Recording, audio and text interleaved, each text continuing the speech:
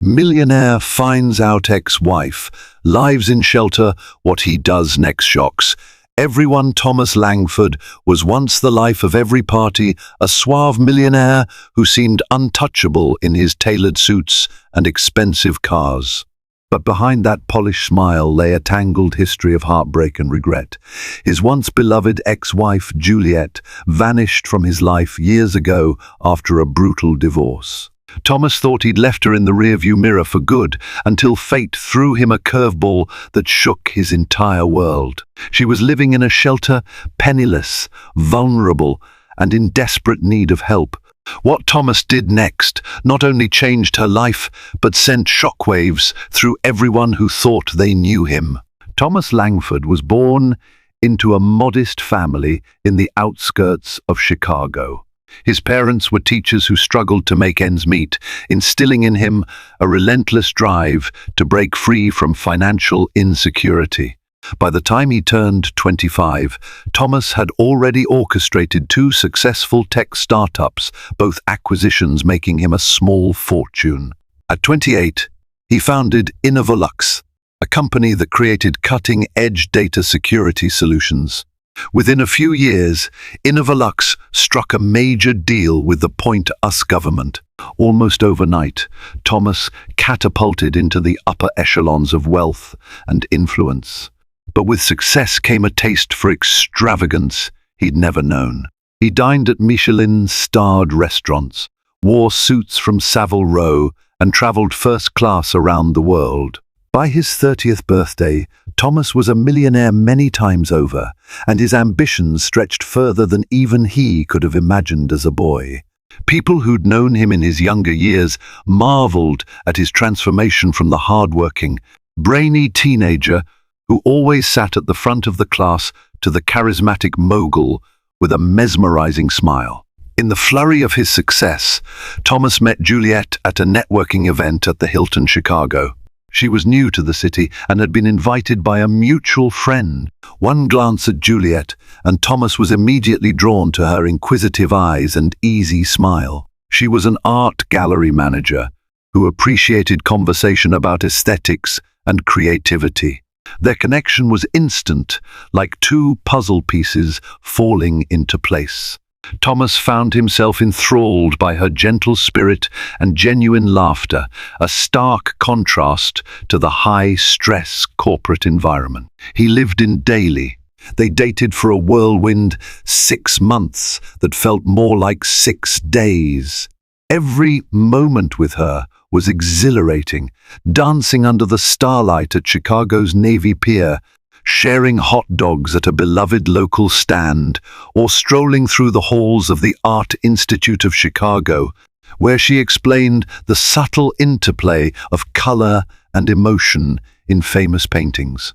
Juliet had a knack for making even the most ordinary experience feel enchanting, and her gentleness grounded Thomas, who often found himself racing from one deal to another without pausing to breathe. Against the advice of his business associates, who warned him that marriage could complicate finances, Thomas proposed to Juliet in front of a crowd at Millennium Park. A hush fell over onlookers before she said, yes. It was a moment that felt like it would last forever. In that instant, Thomas believed their future was sealed with promise, locked in happiness. He never could have anticipated how quickly things could unravel when life's storms rolled in. Thomas and Juliet's wedding was the talk of the city. They exchanged vows on the rooftop of a glamorous hotel with a perfect sunset behind them. Juliet's family was modest, much like Thomas's had once been, but they were proud and supportive. They admired her new husband's accomplishments and believed wholeheartedly in their daughter's chance at a happy, stable marriage. Thomas's business circle, meanwhile, were more enthusiastic about how the wedding buzz could serve as an opportunity for networking. After all, when a tech mogul marries an art enthusiast, it draws the attention of media outlets and potential investors who hover like bees around honey. Yet within that glittering reception filled with toasts and laughter, minor tensions began to make themselves known. While Thomas thrived in the spotlight, Juliet found the constant attention unnerving. She smiled politely, but felt out of place among conversations about million-dollar deals and corporate expansions. In her world, art was about authenticity and emotional expression, an almost sacred escape from the relentless pressure of high finance. Though she admired Thomas's ambition, she sometimes felt overshadowed by it. Thomas initially didn't notice the subtle cracks forming. He was too intoxicated by success and happiness to realize that Juliet's discomfort might be more than just fleeting nerves. After all, she was smiling, wasn't she? She was there by his side, wearing that gorgeous gown, dazzling everyone with her grace. It never crossed his mind that their worlds might be colliding rather than converging. As months turned into a year, Juliet tried to adapt. She put on a confident front at lavish parties and banquets, learning corporate jargon she neither liked nor fully understood. There was a suppressed tension every time Thomas invited new associates over for dinners at their luxurious penthouse. While Juliet wanted her guests to feel at home, the conversations inevitably turned into business pitches, speculations about upcoming IPOs, or discussions of the latest corporate sabotage rumor. She found herself craving simpler gatherings with close friends, yet none of her old friends felt comfortable in such opulence. Thomas, lost in the swirl of his ascending star, was too busy to see her loneliness. He believed she was living a dream life, unlimited resources, no financial burdens, and full freedom to pursue art. What he missed was that money alone couldn't satisfy Juliet's desire for meaningful human connections. She felt as though she'd given up a piece of herself to fit into his world. That restlessness began growing into friction, eventually seeping into every corner of their marriage.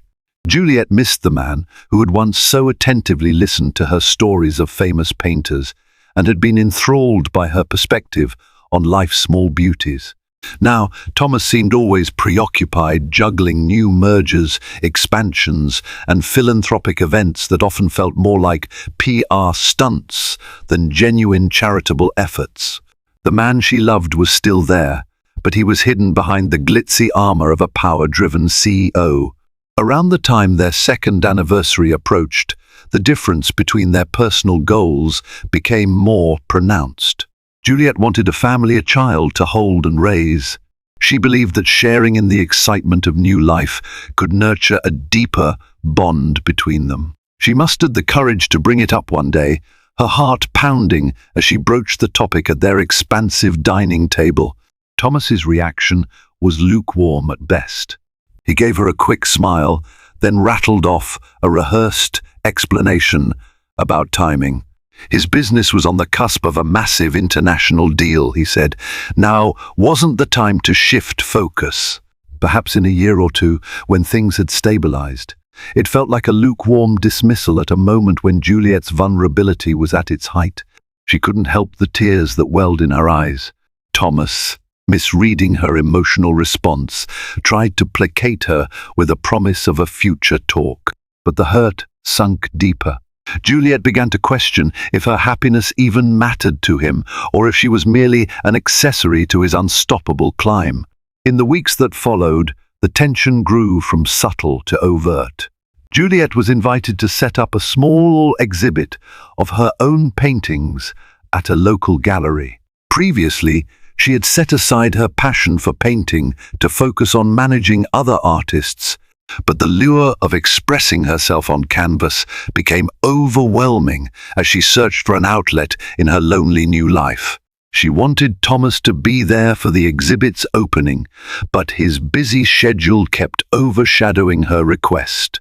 On the night of the opening, he was across the country for a key investor meeting. Juliet's disappointment turned to resentment. She tried to accept his absence gracefully, but the empty seat where she'd hoped he'd sit was impossible to ignore. And so began a series of hidden arguments and silent treatments at home. Thomas, facing high-pressure negotiations, came home exhausted night after night. He needed quiet, comfort, understanding. Juliet, on the other hand, yearned for companionship and empathy in a way she wasn't getting. Their penthouse started to feel like a cage. She'd wander around the space in the evenings, mentally replaying all the times Thomas had promised he'd never take her for granted. She felt the irony in how he constantly talked about building a legacy for their future, yet seemed unwilling to share the present. Each day, the wedge between them grew deeper.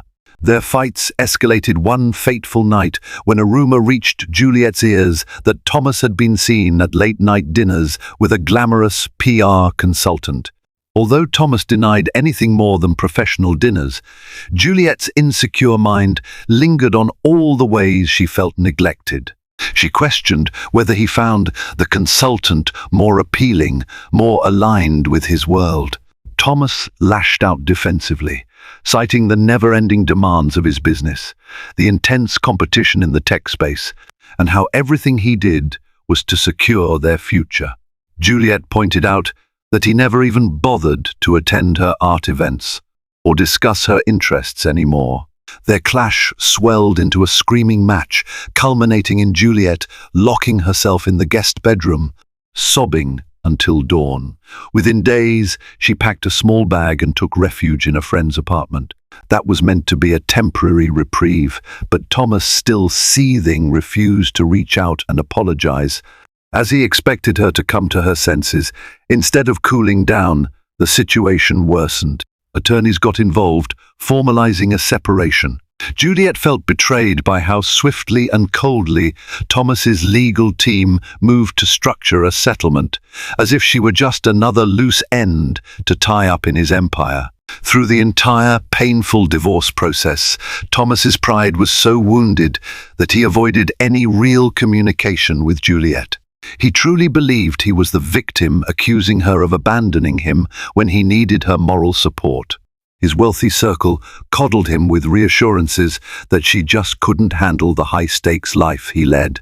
Juliet's close friends, meanwhile, encouraged her to stay strong and step away from a man who didn't see her value. The final day in court was a blur for both of them. To Juliet, it felt like a funeral for the life she once cherished. She had started with so many dreams, a home filled with love, children's laughter, a future that balanced their different passions. Now, she was stepping out of a sterile courtroom with nothing but an echoing heartbreak. Their divorce settlement was meager, as Thomas used a prenuptial agreement he had insisted upon. She received a small amount to cover relocation costs and monthly support for a single year, but that year flashed by quickly. In the immediate aftermath, Juliet tried to rebuild. She moved into a modest rental, used her small settlement wisely, and attempted to restart her career in managing gallery exhibits. For a while, she managed to find contractual work, but never anything stable. The tech bubble that had boosted Thomas's fortune also overshadowed the art scene, which struggled to garner the same level of investment during uncertain economic times. She reached out to old contacts, but most had relocated or changed fields. A chain of unfortunate events struck one by one. When her mother fell ill, Juliet depleted much of her savings to help cover medical bills. A few months later, she lost her part-time job managing a local gallery that went bankrupt. The rent she had once comfortably paid was now a looming threat each month. Depression snuck up on her. The freedom she once felt painting and curating now felt like a distant memory she could barely revisit. With the last of her saved funds disappearing, Juliet swallowed her pride and took on odd jobs, waitressing at a diner, doing administrative work at a local non-profit, even selling homemade crafts at flea markets. The city she once loved for its cultural vibrancy now felt cold and unwelcoming. Every corner store or coffee shop carried a reminder of her lost marriage. She wondered if Thomas ever thought of her. Did he remember their walks by the lake, the laughter they shared over midnight pizza? She knew that in the grand scheme of his newly international life, she might have faded like a subplot to a bigger story. She tried to keep her head above water, determined not to succumb to bitterness.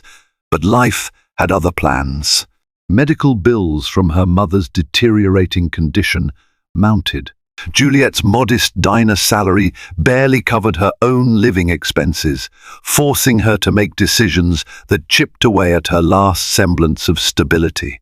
Eventually, she received an eviction notice. Her friend, who had previously offered a couch to crash on, had moved to another state, leaving Juliet with no backup plan. Desperate and exhausted, she found herself on the brink of homelessness. That was when she gathered enough courage to walk into the Salvation Army shelter, an iconic, real-life organization known for helping people at their lowest point. She felt shame, but also a shaky relief, as though her life had narrowed down to the simplest elements of survival. Thomas Langford lived in a different universe now, or so it seemed. A few years after the divorce, his company had expanded into Europe and Asia, making him a billionaire, not merely a millionaire. He had a glossy new penthouse suite in one of the city's tallest buildings and traveled in private jets. His social life was a series of galas, fundraisers, and exclusive parties, including high-profile philanthropic events meant to bolster his public image.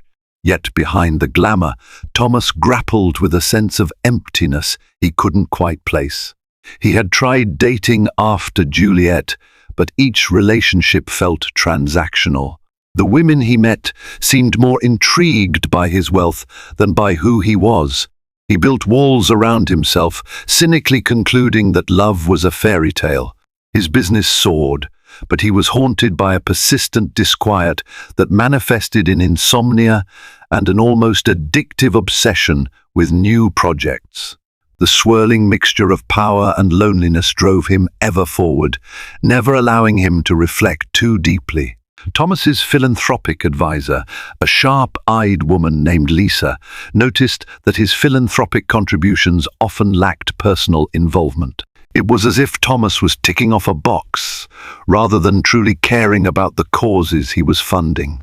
Concerned about his detachment, Lisa suggested he do a personal site visit to one of the projects he had recently funded, a vocational training program for underprivileged women.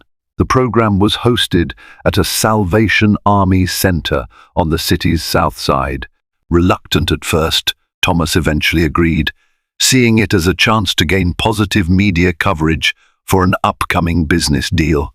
Little did he know, that visit would alter the course of his life in ways he never expected. When Thomas arrived at the Salvation Army shelter, staff members greeted him warmly. They were accustomed to corporate donors, but rarely saw them come in person. Thomas moved around the facility, observing the training sessions for women learning new skills to re-enter the workforce. His phone buzzed with messages, but Lisa insisted he keep it aside for a real, genuine experience. That's when he saw her, dressed in worn, second-hand clothes, hair pulled back in a makeshift ponytail, stood Juliet. The ex-wife he hadn't heard from in years was quietly helping distribute donated toiletries to new arrivals. Thomas's breath caught in his throat as memories surged. It was as if the entire world fell away, leaving only the stark reality that Juliet was in a shelter, a place he never, in his wildest dreams, imagined she could end up. Their eyes met. A flash of recognition passed between them. Juliet's expression morphed from confusion to guarded apprehension. She looked away, her cheeks flushing with both anger and humiliation. Thomas, equally stunned, struggled to formulate words. His heart pounded in his chest like a drumbeat of guilt and shock. Thomas excused himself from the group of staff members and approached Juliet hesitantly. He was at a loss for how to begin. Should he apologize for the past? Should he ask if she was okay? Words stuck in his throat, feeling inadequate for the heartbreak he had helped cause. Juliet remained silent, her pride warring with the avalanche of emotions. She didn't want to appear weak or in need of his pity. She had spent too long trying to heal from the wounds their marriage had inflicted. Yet here he was, in the flesh, in a place that underscored how far she had fallen from the woman he once knew. Thomas's initial reaction was to offer money or some quick fix, his typical solution to problems. But the weight of what he saw in Juliet's eyes stopped him short. This wasn't something he could just fix with a check. He felt a painful jolt of responsibility. Though he hadn't directly forced her into poverty, his stubborn pride and swift legal maneuvers had contributed to her precarious situation. He managed a stammering greeting. "Juliet, I had no idea." She nodded curtly. "Why would you?" came her quiet reply. "We haven't spoken in years." "I'm sure you have a life to get back to, Thomas." An awkward pause hung between them. His gaze swept the cramped interior of the shelter, the tired faces of women with nowhere else to go, the well-meaning volunteers distributing worn coats and simple meals. It was a world away from the penthouse dinners and black tie events he was used to. He couldn't reconcile the Juliet he once knew, the art lover, the gentle spirit, the woman who wanted to fill their home with children's laughter, with this person in front of him who looked emotionally and physically drained. Lisa, noticing the tension, asked if they knew each other. Thomas, still reeling, mumbled something about having been acquaintances in the past. Juliet did not contradict him, but her tense posture told anyone who cared to notice that there was more to the story. After the visit, Thomas felt torn. The media crew that had accompanied him took pictures, expecting a polished philanthropic narrative. Yet all he could think about was Juliet's haunted expression. He felt an urgent need to speak with her, to try and understand how things had come to this. But guilt and uncertainty clouded his mind. Was it even his place? She was his ex-wife, not his responsibility. And yet, something in him refused to let it go. A week later, unable to focus on anything else, Thomas returned to the shelter without the media entourage. He found Juliet sitting in a corner with a sketchbook on her lap, scribbling designs for a potential art therapy project for the shelter's residents. She looked surprised to see him again, but then her features settled into a resigned calm. "Thomas, I'm busy," she said flatly. "Unless you're here to make a large donation, I don't think there's much to talk about." He swallowed. "Can I sit down?" Juliet hesitated, then gestured for him to join her at the rickety table. The air between them was charged with memories and regret. Thomas slowly opened. "Look, I know we ended on terrible terms, but I'd like to at least help if you'll let me." She chuckled bitterly, tapping a pencil against the edge of her sketchbook. "You want to help? Why? So you can ease your conscience? Have you come to pity me?" "No," he answered. "I didn't even know you were here until that day, and now I just can't leave it alone." Juliet sighed. "After the divorce, my life took a turn. I tried to get on my feet, but a lot happened." "It's not your problem." Her voice trembled slightly, despite her attempt to remain stoic. Thomas leaned forward. The settlement was fair in a legal sense, but it was cold. "I never intended to leave you with nothing. I was angry, wounded, and you have every right to hate me." Her eyes flickered with old pain. "What's done is done, Thomas. I'm learning to live with my choices and with yours." After a pause, he said softly, "Let me do something, anything. I can help you find a place, get a job, whatever you need." She looked at him, her gaze unwavering. "You can't fix everything with a blank check," she snapped, but her tone wavered. She was exhausted, and part of her did wonder if a little help would ease the crushing burden. Yet pride was a steel cage around her heart. She feared any help from Thomas would come with unspoken debts or pity. Thomas nodded slowly. "I know money can't solve everything, but I'm not asking you to trust me blindly. I just want to offer a way out of here." Her lip trembled. She clutched her sketchbook as if it were a shield. "Give me time," she whispered. "I'll think about it." Thomas agreed, leaving her his private phone number. As he walked out of the shelter, he felt an unfamiliar heaviness in his chest. It was as if seeing Juliet in such dire circumstances had cracked open something he'd long kept closed. He realized that all the wealth in the world hadn't brought him lasting happiness. And there she was, living proof of a time when he might have chosen a different path, perhaps one that treasured love over ambition. Days turned into a tense waiting game. Thomas called the shelter to check on Juliet's welfare a few times, but she always refused to speak with him. Eventually, though, life at the shelter became unbearable for her. The nightly chaos, the desperation in people's eyes, the sense of exposure. She couldn't find the mental space she needed to create art or to recover from her long emotional journey.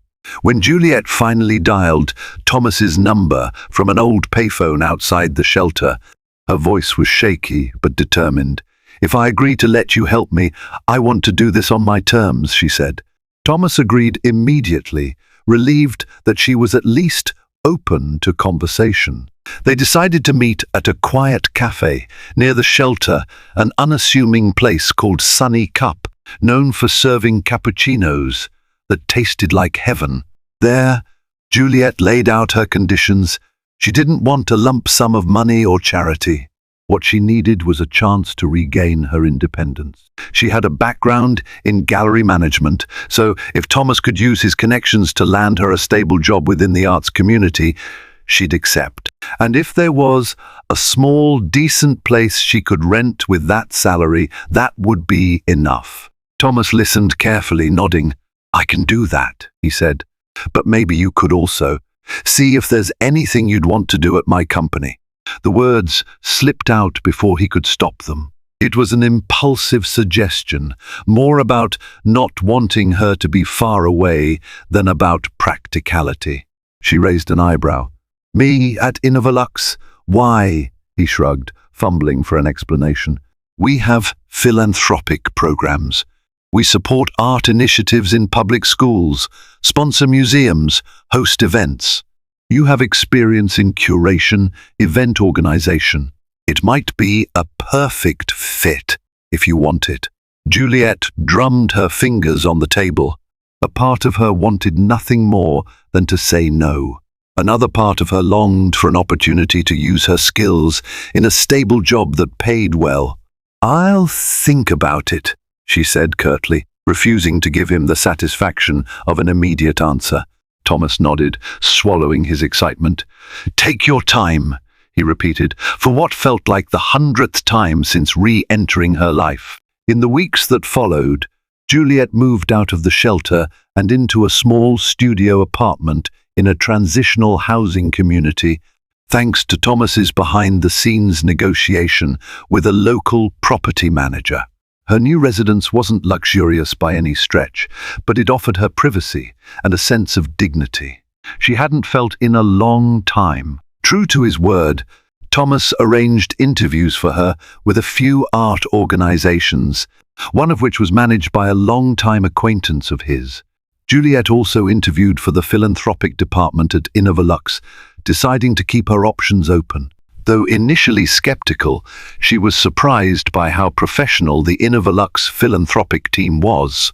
They were serious about supporting cultural programs in underserved communities. When they offered her a position as an event coordinator and arts liaison, Juliet found herself considering it more seriously than she would have imagined. The salary was competitive, and she would have resources to create real impact in art education, something close to her heart. Cautiously, she accepted the job. Her first few weeks were tense, as she tried to navigate seeing Thomas in the hallways of the very corporation he built. She kept her distance, determined to prove her worth purely through her work, not because she was the CEO's ex-wife. People whispered, of course, but her immediate supervisor, an empathetic woman named Kara, shielded her from office gossip. Kara genuinely cared about the philanthropic mission and took Juliet under her wing, teaching her the ins and outs of corporate administration. Meanwhile, Thomas respected Juliet's space. He only contacted her directly for official reasons, like signing off on philanthropic budgets or to ask about upcoming art exhibits. He made no special moves to place her in higher ranks or to show favoritism. Quietly, she appreciated that. Day by day, the initial awkwardness lessened as Juliet found herself excelling at her duties. She organized an art auction to raise funds for local school programs, weaving in connections from her past in the gallery world. The event drew attention not just from well-heeled donors, but from local artists, some of whom recognized Juliet and were happy to see her back on her feet. Thomas watched from the sidelines, occasionally catching glimpses of her talking animatedly with artists, her eyes gleaming with that old passion he remembered so well. Something in him softened, as though an invisible barrier of regret started to melt. He saw that she was thriving, not because he handed her anything on a silver platter, but because she was talented in her own right.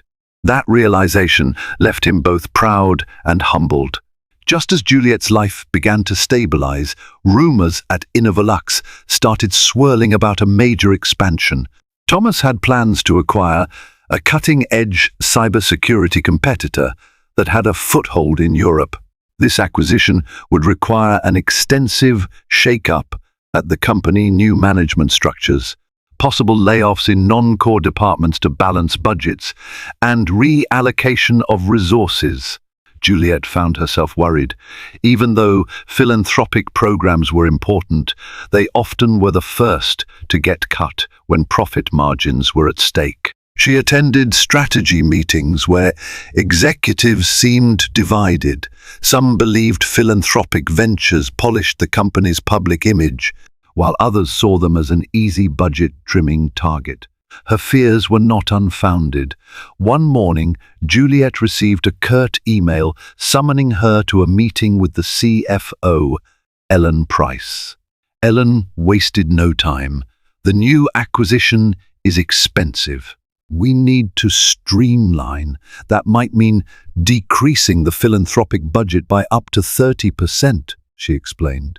We understand that you and your team do great work, but the board is skeptical about the ROI. We need proposals on how to cut costs. Juliet's heart sank. She had just helped build up the program's credibility, forging relationships with non-profits and local schools. Cutting back so drastically would undermine those efforts and could shatter trust. Still, she remained professional, promising to prepare a thorough plan that minimized damage. That same evening, she found a note on her desk asking her to come to Thomas's office. It was the first time he'd asked for a private meeting outside of scheduled reviews since she joined Innovoluxi.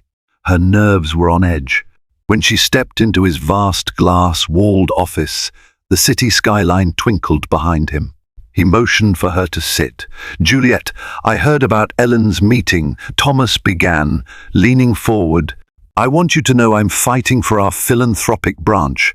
It's not just PR. This is personal for me now." She let out a breath she didn't realize she was holding. "Thank you. I've already started working on proposals, but I'm concerned it won't be enough."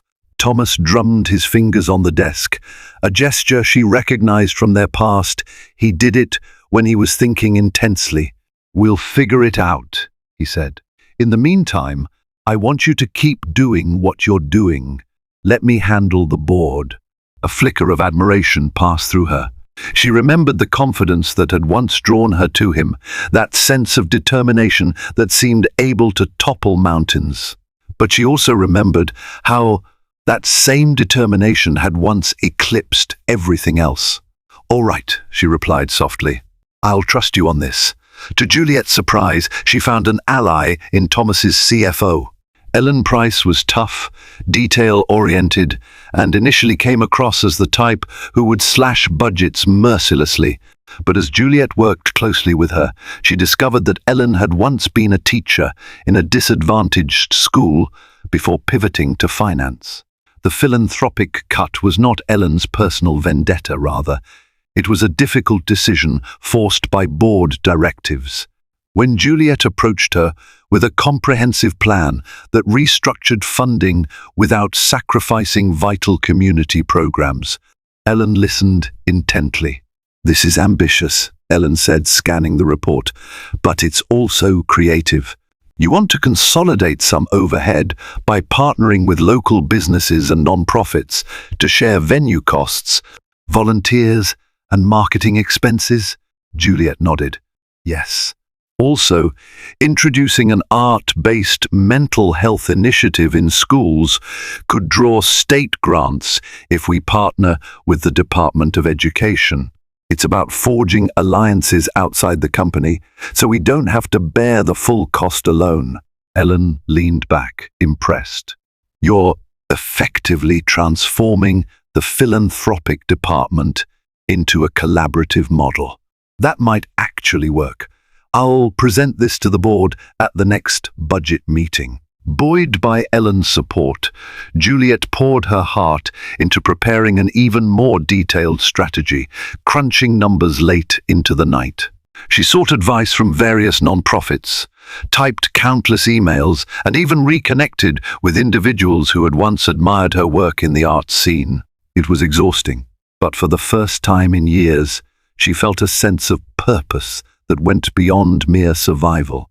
Thomas, in the background, continued to champion her. While he was juggling high-stakes negotiations for the expansion, he found time to send supportive texts, brief messages acknowledging her hard work. The formality of their professional relationship was still in place, but there was an undertone of growing respect, even affection. As the acquisition drew closer, tensions across Innovolux soared. Rumors of layoffs filled every corridor, and morale dipped. Juliet's philanthropic program hung in the balance, awaiting the board's final decision on the new budget.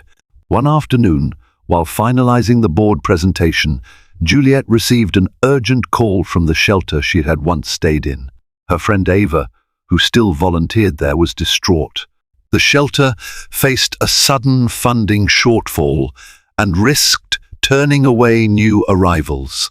Many of the women there were in dire need, some fleeing abusive situations, others out of work. The thought of that shelter closing its doors or reducing capacity tugged at Juliet's heart. After all, it was the place that had saved her from complete despair.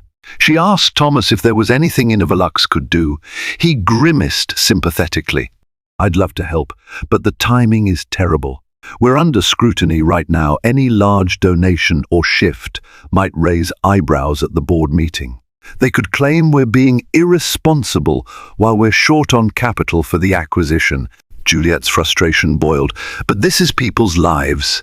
It's more important than a line item in some budget plan." His eyes flashed with conflict. "I know, but you have to understand. I need board approval for the acquisition. If the board is unhappy, they could reduce philanthropic funding even further." The conversation ended on a tense note, with Juliet feeling like she'd run into a corporate brick wall. However, she couldn't let it go. That night, she opened her personal savings account. She had barely begun to rebuild it, but she was determined to do something. She also reached out to a few acquaintances in the art world, requesting donated artworks she could auction for the shelter's benefit. It was a small, hastily arranged event, but she refused to stand by idly while the place that had sheltered her was put at risk. 3 days later, the makeshift art auction took place in a converted community center. It was modest, promoted mainly by word of mouth, social media, and flyers. Juliet managed to gather around 50 art pieces, donated by local artists, some well-known, others just starting out. The turnout was humble, but the energy in the room was sincere and hopeful. Many attendees were local residents, a few journalists and artists who wanted to support the cause. Juliet felt a spark of the old joy she used to have when curating exhibitions. She moved among the guests, explaining the stories behind each piece, weaving in the mission of the shelter and the importance of every dollar raised. Despite the modest turnout, the sum collected was significant enough to at least tide the shelter over for a while. Just as the event was winding down, she spotted a familiar figure by one of the paintings, Thomas. He wore a simple shirt and jeans, looking more like a supportive friend than a tech mogul. He hadn't announced his presence, nor had he come with a big public relations push. He was just there, quietly engaging with the artists and staff members. Their eyes met across the room, and for a moment, Juliet felt the years slip away. She saw the Thomas who once held her hand at an art gallery, enthralled by color and creativity, before money and ambition overshadowed everything else. She smiled genuinely this time, acknowledging that he had come not because it benefited his company, but because he cared. Before leaving, he discreetly purchased one of the more expensive paintings, a vibrant cityscape done by a local painter, to help push the total funds raised a bit higher. "You're doing good work," he said quietly to Juliet. Before heading out, she felt tears prick her eyes at the realization that maybe, just maybe, they both had changed. A week later, the day of the crucial board meeting arrived. Everyone in the philanthropic department was on edge, waiting to see if their jobs and programs would survive the new budget. Juliet had spent the morning pacing, rehearsing her presentation with Cara. Ellen Price had arranged for them to have the final slot during the meeting, strategically hoping that after all the financial discussions about the acquisition, the board might be open to hearing how philanthropic work could benefit the company's long-term public image. At the board meeting, Thomas delivered a powerful pitch for the acquisition. He was in his element, confident, analytical, persuasive. The board members peppered him with questions about cost, competition, and future projections, but he skillfully deflected concerns, showcasing a roadmap to profitability that made them nod in approval. Then came Juliet's turn.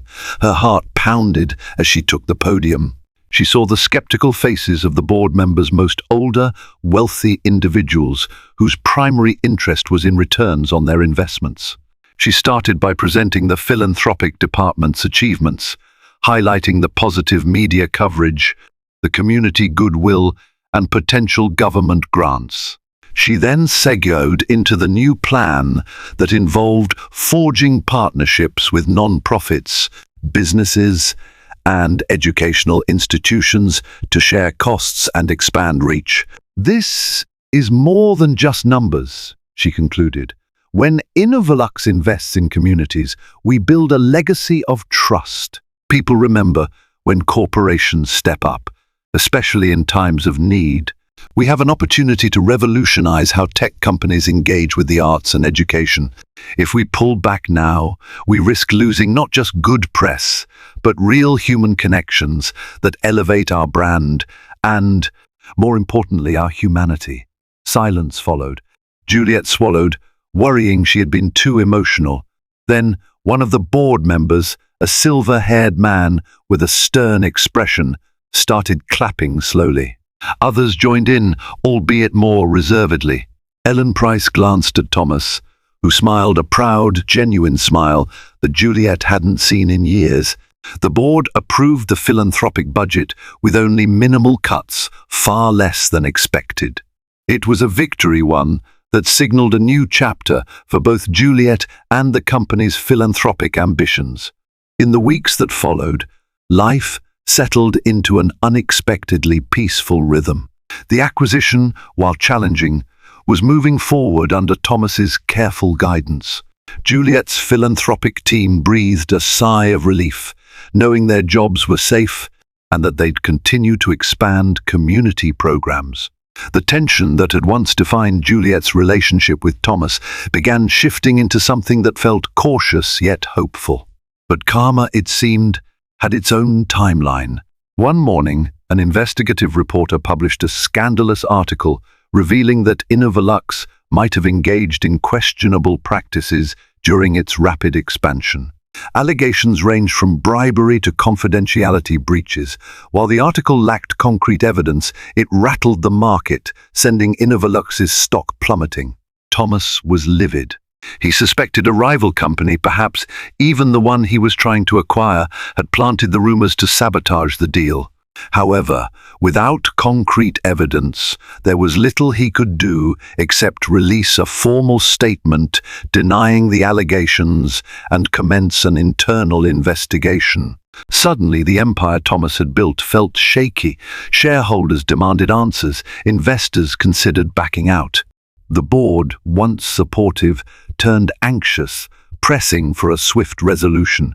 Thomas found himself under scrutiny in every aspect of his life. Even the philanthropic initiatives weren't spared, as critics argued that perhaps they were just a smokescreen for unethical business dealings. During this tumultuous period, Juliet's role subtly changed. She saw a side of Thomas she hadn't seen since the early days of their relationship, stressed, uncertain, and genuinely afraid. Late one evening, after most employees had gone home, she found him in his office, staring at the city lights, shoulders slumped. "Are you okay?" she asked gently. He turned to her, eyes full of worry. "I'm not sure how this is going to end," he admitted. "I built this company from nothing. If these rumors stick, everything could collapse." Juliet stepped closer.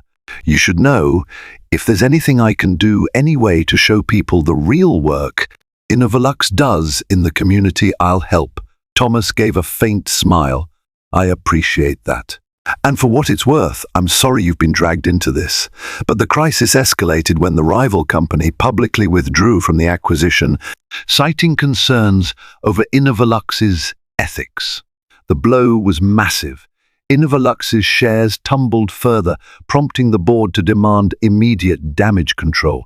Some members even whispered about forcing Thomas out as CEO if he couldn't rectify the situation soon. Amid the storm, a new revelation surfaced. The PR consultant Thomas had once hired years ago, the same woman Juliet once suspected, was implicated in orchestrating smear campaigns against competitors. This consultant had a falling out with Thomas after he fired her for questionable ethics. Now, evidence pointed to her as a potential source for the damaging rumors about Innovalux. She had motive and inside knowledge of the company's vulnerabilities. Sensing a chance to clear his name, Thomas began gathering documents and testimonies from ex-employees who could confirm that the consultant had peddled fabricated stories to tabloids and rival companies for personal gain. But time was running out. The scandal was already influencing public perception and business decisions. Juliet watched as Thomas's once unshakable confidence wavered. He was determined to fight back, but the onslaught of negativity took a toll on him. He became irritable, snapping at those around him. He slept little, working around the clock to salvage deals.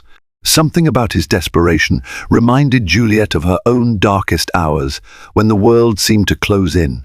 She resolved to stand by him, not out of nostalgia, but out of empathy for a fellow human being battling adversity.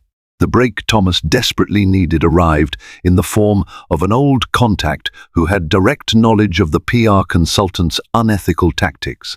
This individual provided incriminating emails and recorded conversations that proved the smear campaign was fabricated with malicious intent.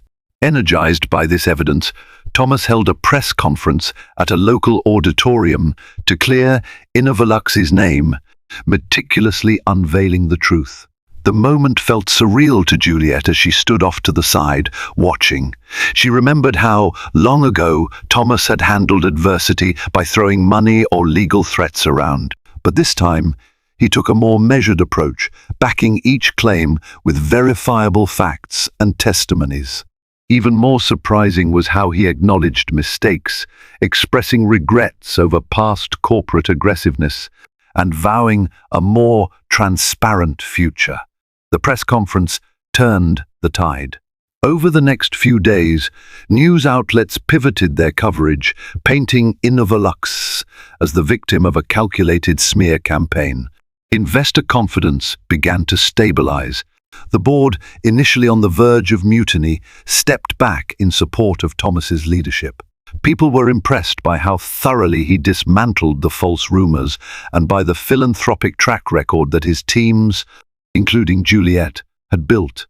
With the crisis slowly resolving, Thomas found himself reflecting on what truly mattered. The entire ordeal had jolted him out of complacency, forcing him to confront the ghosts of his ambition and the damage it had done to people close to him. He approached Juliet one afternoon in the now bustling philanthropic department office. "Thank you for standing by me," he said quietly, glancing at the vibrant collage of community artwork that decorated the walls and initiative. Juliet had spearheaded. She shrugged. "I didn't do much." "You did more than you realize. Not just for the company, but for me," he replied, voice thick with sincerity. I want to apologize again for how things ended with us. And I'm not saying this to absolve myself, but I see now that so much of what we fought about was my inability to put anyone or anything above my own ambition."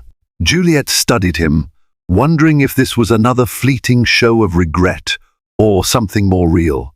She saw no arrogance, just a tired but hopeful man who recognized he wasn't the center of the universe. "We were both younger, and we both made mistakes," she finally said, giving him a gentle out. He shook his head.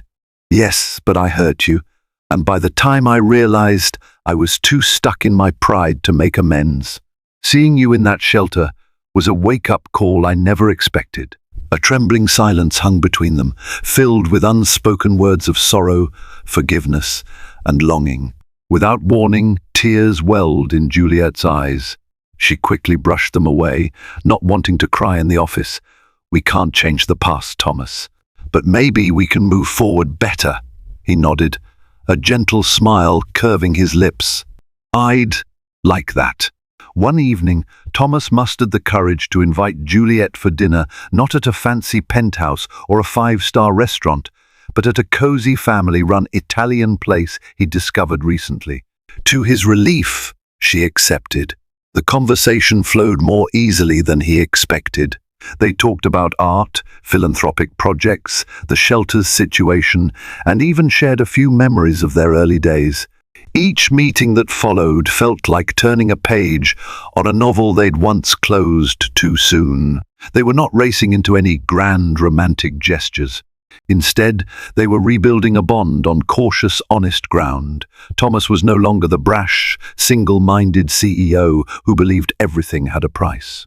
Juliet was no longer the insecure wife who felt overlooked. They'd both been through storms that reshaped them. Still, not everything was rosy. The media, always hungry for a story, caught wind of how the ex-wife of Innovolux's CEO was working in the philanthropic department. Tabloids speculated about a reunion romance, printing pictures of them together at events. Juliet felt uneasy about becoming a topic of gossip, but Thomas reassured her that their personal lives were not for sale. He made sure to keep the press at bay as much as he could. Their dinners remained private affairs, away from prying cameras. Just when it seemed life was inching towards something hopeful, Karma decided to make another appearance, this time striking Thomas directly. One morning, an urgent message arrived from Thomas's attorney. A class action lawsuit had been filed against Innovolux, accusing the company of negligence in data security, leading to a breach that compromised millions of users' information.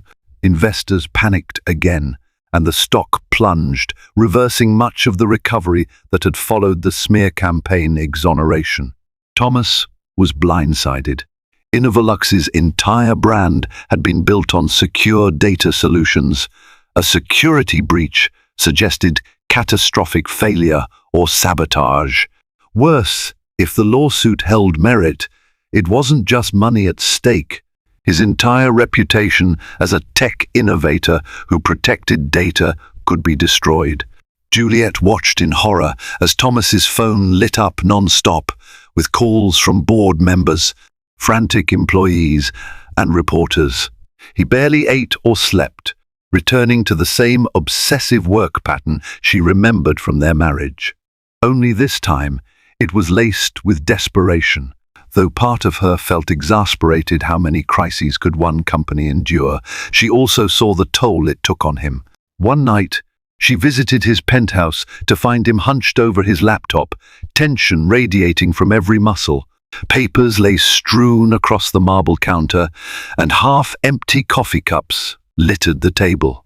"You're going to burn out," she warned softly, placing a hand on his shoulder. "I have no choice," he snapped, then caught himself.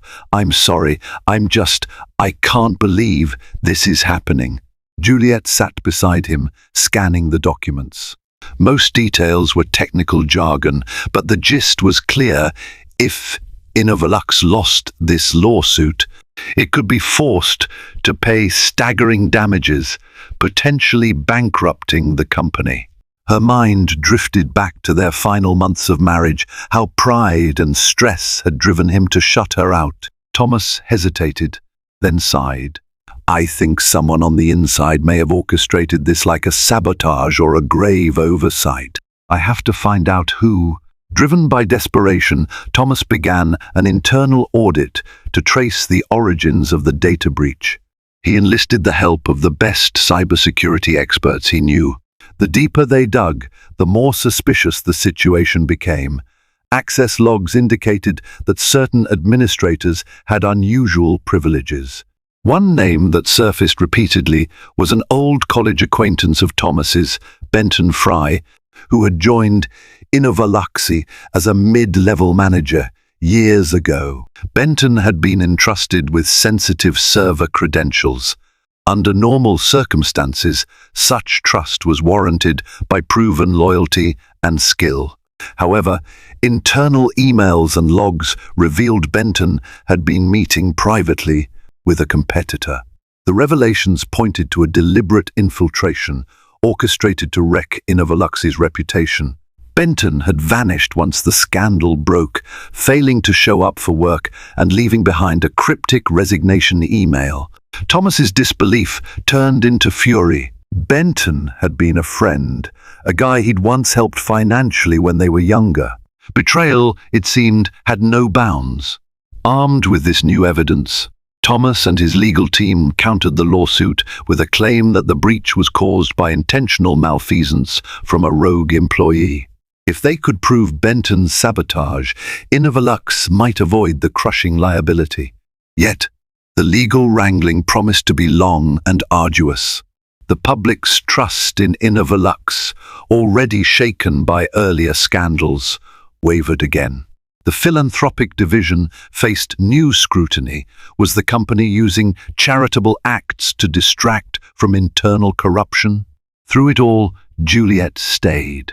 She continued her philanthropic work with unwavering dedication, ensuring that community events went on as planned. It was a display of resilience that quietly inspired many employees, reminding them that a corporation is more than just its scandals. Real human beings were still striving to do good. During late-night brainstorming sessions, Thomas and Juliet reconnected in a deeper sense.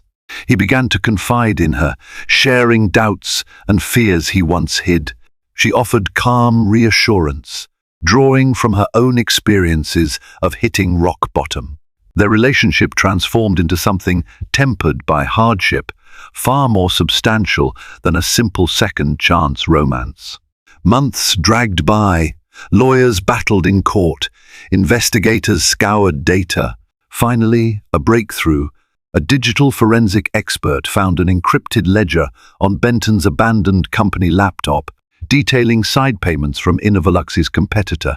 Combined with login timestamps, it painted a damning portrait of a deliberate, insider-driven breach. News outlets jumped on the story of corporate espionage. Public sympathy began to swing in Innovolux's favor once again. Thomas still faced a settlement for customers impacted by the breach after all. The company did fail to prevent sabotage, but it was a fraction of what the initial lawsuit demanded. The competitor that had paid Benton faced its own legal nightmare, including possible criminal charges. The stock, battered and bruised, stabilized. Shareholders, though fatigued by the roller coaster, saw hope in Thomas's unwavering commitment to steering the ship right. Some even hailed him as a CEO who stood firm in the face of relentless attacks, championing transparency and investing in philanthropic efforts. Ironically, the philanthropic branch's positive community impact helped redeem Innovalux's public image in a crucial way. People saw that the company wasn't just about profit, thanks, in no small part, to Juliet's work. As the dust settled, the board of directors, weary of near-constant turmoil, quietly suggested that Thomas consider stepping back from day-to-day management. They framed it as a sabbatical to recharge and reflect. Under normal circumstances, Thomas would have fought tooth and nail to keep control. This time, however, he saw the wisdom in their suggestion. He was exhausted, and he could sense that Innovalux needed a fresh operational approach while he tended to his personal well-being. Surprisingly, stepping back felt like an unexpected relief. He realized that perhaps he no longer needed to be at the helm of everything. With a temporary CEO in place, he could finally breathe and maybe focus on the parts of life he had neglected for too long. For Juliet, this shift meant her philanthropic work could continue under the new CEO's watchful but supportive eye. She found herself in a more confident role, no longer overshadowed by the looming presence of her ex-husband's position. She thrived, launching new initiatives, forging relationships with museums, and expanding art therapy programs in local communities. 3 months later, the lawsuits and investigations were mostly resolved. Thomas began to spend more time outside the city, visiting quieter places where he could reflect. One weekend, he invited Juliet to join him on a trip to a secluded lake house he'd rented in Wisconsin. Tentative, she accepted, both curious and cautious. The lake house was simple, but inviting, a far cry from the opulent penthouses she'd known him to prefer. They spent hours boating, hiking, and cooking meals together, rediscovering the simple pleasures they used to share. One evening, as they watched the sunset paint the sky in brilliant oranges and pinks, Juliet felt a sense of serenity she thought she'd lost forever. That night, on the wooden porch overlooking the calm lake waters, Thomas took Juliet's hand. "I'm not going to pretend we can rewrite our past," he began, voice trembling slightly. "But I want to share my future with you if you'll have me. I know we can't pick up where we left off. I'm asking if we can create something new together." Juliet's eyes welled with tears. She considered all they had been through: the heartbreak, the poverty, the betrayal, the near collapse of everything. They were not the same people anymore. In some ways, they were stronger, deeper, more aware of life's fragility. "Yes," she whispered, her voice ragged with emotion. "Let's try." Their relationship evolved slowly but steadily. They sought couples counseling to address old wounds, determined not to repeat past mistakes. They made clear boundaries. Juliet insisted on keeping her professional sphere distinct, refusing to let Thomas's influence overshadow her own accomplishments. He respected that, recognizing her need for autonomy. With Thomas on sabbatical, Innovalux began rebuilding its brand under a new, more collaborative leadership approach. The philanthropic department expanded its scope, adding creative workshops for children in underfunded schools. Juliet supervised these projects closely, sometimes inviting Thomas to see the kids' eyes light up when they discovered new forms of self-expression. His presence was more as a supportive partner now, not the high-powered CEO overshadowing everything. In parallel, Thomas started a personal initiative, an investment fund for small, sustainable tech startups aimed at community-based solutions rather than hyper-growth. He used his connections to mentor promising young entrepreneurs, remembering the excitement and vulnerability of his early days. He discovered a new kind of satisfaction in giving back, unaccompanied by the relentless pursuit of bigger profits. One rainy afternoon, Thomas and Juliet returned to the Salvation Army shelter where she had once stayed. This time, they came as donors and volunteers, offering a new art therapy program. Juliet led a creative workshop, guiding residents to paint and draw as a way to process their experiences. The shelter staff welcomed them warmly, remembering Juliet's journey from resident to philanthropic leader. Thomas felt humbled walking through the corridors. Seeing the lines of beds, hearing the echo of stories of addiction, joblessness, and abuse it reminded him of how precarious life can be. He recalled that day he first spotted Juliet here, how shock and guilt slammed into him, launching a chain of events that changed them both forever. Standing beside Juliet, watching her encourage a teenage girl to paint her dreams for the future, Thomas felt tears sting his eyes. He reached out to gently squeeze Juliet's hand. She looked back, offering a gentle smile. In that moment, they both understood the full circle of their journey. Over time, the scandal and sabotage at Innovolux became footnotes in a complex corporate history. The philanthropic programs, ironically, remained one of the most praised facets of the company, setting a standard many other tech firms began to emulate. Meanwhile, Thomas, having embraced a quieter life, found a balance he never thought possible. He gradually reintegrated into Innovolux, but on new terms, sharing leadership responsibilities with others and focusing on ethical innovation and social impact. Juliet continued to helm the philanthropic department, launching initiatives that made real differences in underprivileged neighborhoods. She became a figure of inspiration in local circles, especially for young women who heard her story of falling from comfort into homelessness and rising again. At home, Thomas and Juliet built a partnership rooted in mutual respect. They still faced occasional conflicts, residual insecurities, or differences in viewpoints, but they approached them with honesty and understanding.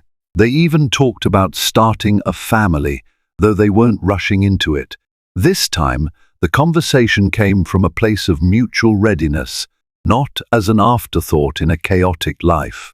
One crisp evening, while they shared a quiet dinner, Juliet brought up her once stalled painting career. "I think I'm ready to do a solo exhibit," she said, her eyes sparkling with excitement. Thomas reached for her hand. "Go for it," he encouraged. "I can't wait to see what you create." Her grin was that of the woman he first fell in love with, artistic, free-spirited, and daring to dream. And as they toasted each other, they both understood that karma wasn't just about punishment or revenge. It was about learning life's lessons, facing the consequences of one's actions, and finding the grace to start anew. If this story moved you, remember that life is a winding journey full of surprise detours and humbling lessons. Our choices can either break us or lead us to become better, more compassionate people. Sometimes it takes a harsh twist of fate or an encounter with someone from our past to make us realize the true value of love, kindness, and second chances. Thomas and Juliet discovered that building each other up made them stronger than ever. Their story reminds us that forgiveness and perseverance can be the ultimate remedies for heartbreak and regret. What matters is not how far we've fallen, but how courageously we rise again. If you enjoyed this story of healing, resilience, and redemption, please remember to like, share, and subscribe to this channel. Your support helps us bring you more heartfelt, thought-provoking stories just like this one. Thank you for watching.